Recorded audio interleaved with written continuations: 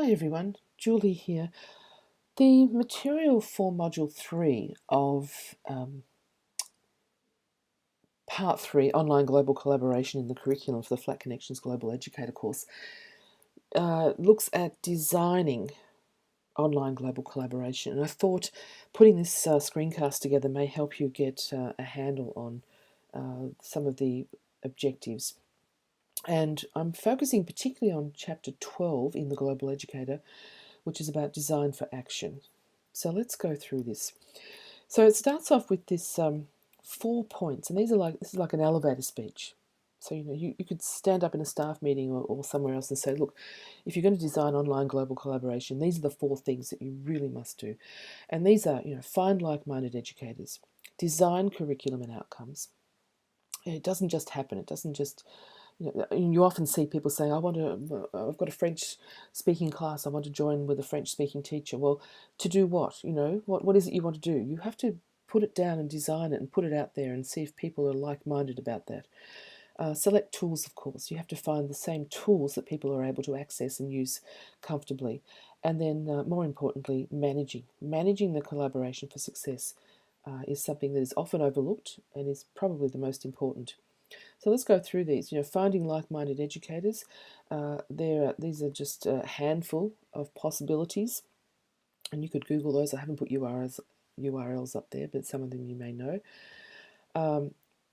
When you design the curriculum and outcomes, there's a little pattern here that I talk about in the book in Chapter 12. You need to design to connect. So who are you connecting with and who are you collaborating with? And what does that look like? Frequency, workflow, etc. And then what are you going to construct together? What is going to be the legacy? And where is this going to be? Where is it going to be visible? What are you going to co-create, etc.? Or not. It doesn't have to be co-creation, but what are you actually constructing and where's the legacy? And then, of course, how are you going to amplify the impact? Who are you going to share with? How are you going to celebrate?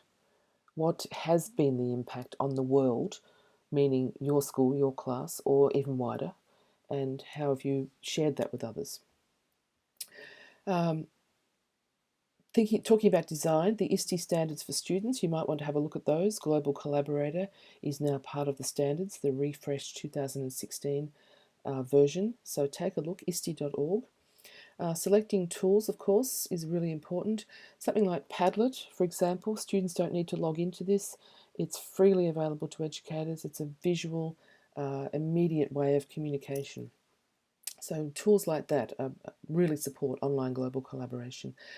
And then, of course, managing for success, making sure that people do understand the workflow, they do understand what's expected of them, that you are able to connect your students the way that you want to, that everyone understands that there is an endpoint and there are deliverables, etc. Managing, of course, does include things like teacher meetings, having celebrations. This is actually a teacher celebration. We do that as well, getting together and doing reflection and showcasing what happened during the project for the classes. All right, now also in this chapter we talk about local to global learning modes, and I just want you to be aware of this and think about it. So down the bottom there, intraconnection. So this is within your classroom or within your school. Now it's really hard to go global if you're not actually connected effectively within your own learning environment. And now you might have a learning management system, and that's great. You might have Google Classroom or some sort of system that's going on there so that when the students walk out at the end of the day, you're still connected. But you need to think carefully, is that going to be able to allow you to go global? Are others going to be able to interconnect with that system, or do you need to find other tools? And how fluent are you with that system? So think about that, and then think, okay, so all right, I'm right, I've got the tools, I know what to do. So then interconnection. So that you start to go to connect with other geographically dispersed partners. And then teacher global connections, manage student connections, student collaboration. So I'll leave you to read those and think about those, and we can discuss those further in the discussion forum and when we meet in person. Then we've got features of successful online global collaboration, and really, relevant to the curriculum is really important. Trying to embed it into the curriculum rather than an add-on as an after-school club, which people do successfully. But I must admit, I'm beyond I'm beyond after-school clubs. This is really important work. It should be embedded into the curriculum. Reliable and frequent communication is so important to make sure that your collaboration is a success. Of course, strong project organisation and clear design. That able to learn about the cultures, and of course, I talk a lot about learning with, but about is just as important because we need to have that space for students to inquire and be curious and get answers to their questions. What pets do you have and why? Why is that? And what do you eat? And what's the weather like there? These simple questions that do support global understanding. And then, of course, this co-creation of new meaning in all different forms. Our learning design balance is an important concept to understand, that synchronous is exciting and engaging if you can make it work, but asynchronous is the glue that holds online global collaboration together. The design thinking cycle is really important here, though it may not be something that you necessarily pick up on. It's one of, there's a lot of things happening here, but it may help you to think about how you're designing your global collaboration, that building empathy, defining the problem, ideating, building a prototype, and then, of course, this whole feedback or celebration.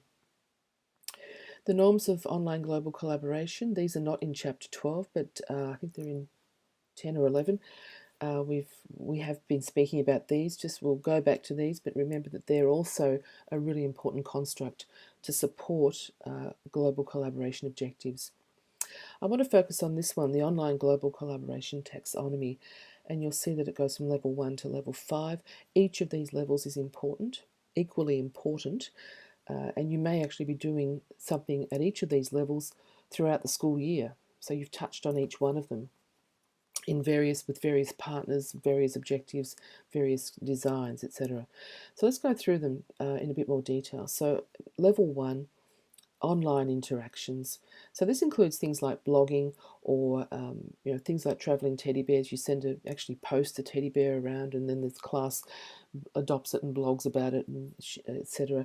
Terry Smith's The Monster Project is a good one for this level. Quad blogging, David Mitchell over there in the UK, putting classrooms into blogging partnerships. So that's sort of asynchronous interaction. And then we have real encounters, which is your synchronous. This is your Skyping, your video conferencing, etc. Things like Skype in the classroom, School in the Cloud, Sugata Mitra. Physics education, this is a guy over here in Australia, bringing science education to classrooms, doing a wonderful job. Just mentioning, I was in China in April this year with a colleague, and we were doing virtual excursions, Skyping to Australia while we're on a fast train in China is an example here. So bringing the world into your classroom. Level 3, online learning. This is starting to now look at partnerships, connections, not so much, well, it can be real time or asynchronous, but joining a project such as Cyberfair, that one has been around. I did this 20 years ago. It's a great little project. Have a look at Global Schoolnet. Global Youth Debates is one that I run through Flat Connections, formal debating in an online asynchronous environment, which is a great way for students to connect and start to build understanding together. Pen Pal Schools is a wonderful organisation over there in the States. They bring students together. Have a look at that one. Level 4 is communities of practice. This is where we get into deeper global collaborations. Let's see, we have things like I Earn Learning Circles, Global Read Aloud, which is a whole lot of different things. Depends which group you're in, I think, as to how deep that actually gets, but have a look at that. My project, A Week in the Life, which is for the upper primary school level, grades 3 to 6 roughly. We look at global issues and put students into mixed classroom teams, and they actually connect and communicate and build things together. Out of Eden Walk to Learn, have a look at that one through the Harvard Graduate School of Education. Another one that I run is the Digitine project for sort of upper primary, middle school level, looking at digital citizenship, global citizenship concepts. And then our final level, level 5, is this whole idea of learning collaboratives, where you have an extended community. It really is global collaboration and co-creation and even deeper understanding between the partnerships. Things like my high school project, Flat Connections Global Project, where students are in mixed classroom teams, they co-create together. We have things like judges, expert advisors, keynote speakers, etc. And the Connect with China collaborative is another one that I co-run. And this connects classrooms, students, teachers outside of China with those inside China. And we connect with non-government organisations and different community members. So it's really flattening the learning even further through that learning collaborative idea and practice. So that's it for this screencast, and I will put this on the module, and good luck absorbing this information. We'll chat about it online. Thanks so much.